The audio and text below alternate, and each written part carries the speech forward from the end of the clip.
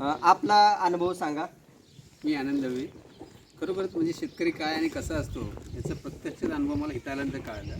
आणि तुम्ही नुसतं शेतकरी नसून तुम्ही एक म्हणजे शेतकरी तर आहात, पण त्याचबरोबर तुम्ही एक यूट्यूब चॅनल जे चालवता, त्याच्यापेक्षा मी तर म्हणतो शेतकरी ह्या याला जास्त महत्त्व मी देईल. कारण का इथं आल्यानंतर हा तो तुमचा परिवार बघितला खरोखर म्हणजे वाकण्याजोगे आहे. म्हणजे त्याची मोजमाप कुठेच करता येणार नाही. तुमच्या मेहनतीला खूप नमस्कार, सलाम. साहेब, तुम्हाला खरंच विश्वास बसला का? एक यूट्यूबर स्वतः खिलार पालक आहे, एक यूट्यूबर एक स्वतः सल्लागार आहे, एक यूट्यूबर स्वतः मार्गदर्शन करताय, एक यूट्यूबर एखादा तुम्हाला मुंबईतून निघाल्यापासून इथं गोष्ट घडवण्यापर्यंत एक म्हणजे नियोजन सांगतो, असं वाटलं होतं का तो एकच व्यक्ती असेल? तुम्हाला हे सर्व गोष्टी की ह्या आतल्या गोष्टी असतात. मला आमचे बंधुराज विचारतात की आपण चाललो परंतु ते आपल्याला वेळ देणार आहेत का? बोललो त्याने आपल्याला शब्द दिला. मी ज्या वेळेला त्यांच्याशी फोनवरती संपर्क साधला त्या टायमाला त्यांच्या बोलण्यातून मला जो एक कॉन्फिडन्स वाटत होता, हातातलं तो काम कॉन्फिडन्स आम्हाला इथं आल्यावरती मला पूर्ण म्हणजे लोकांची भेट होईपर्यंत मनामध्ये जी शंका असते काय त्याच्यामध्ये नक्की यांचा हेतू काय असेल, यांचा रोल काय असेल, ते आपल्याला वेळ देतील का बाकीच्या लोकांसारखं फक्त बस की एक ॲज अ कस्टमर म्हणून फक्त आपल्याला हे करतील. तर आम्हाला तसं कोणत्याही प्रकारचं न हे करता की पारदर्शीपणे तुम्ही जे आम्हाला वेळ दिलात, मार्गदर्शन दिलात, त्याबद्दल खरोखरच आपलं मी आभारी आहे. आणि आपण आता त्या मुक्कामापर्यंत पोचतोय असं मला वाटतं.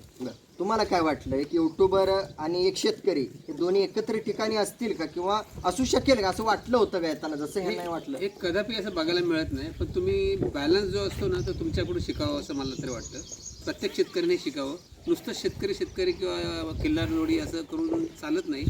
जोडधंदा, आवड, निवड, मार्गदर्शन ह्या सगळ्या गोष्टी सगळी कला असावी लागते आणि ती तुमच्यामध्ये. धन्यवाद, तुम्ही वेळ दिला, बरेच व्यक्त झालात आणि तुमच्या आयुष्यात खिलार संदर्भात अशा एखाद्या चॅनलला व्यक्त होता आलं होतं का, किंवा संधी भेटली होती का? कधीच नाही असं, कधीच नाही. एवढं तर नाही माध्यमातून प्रथमच.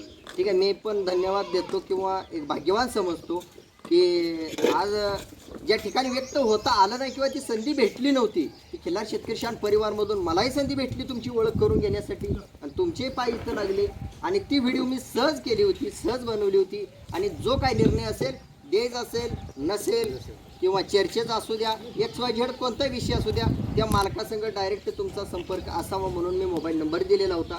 आणि त्या मोबाईल नंबरमधून आज सांगोलचे एक तरुण वर्गातून यश म्हणून एक खिलार पालक आहे, खिलार प्रेमी आहेत.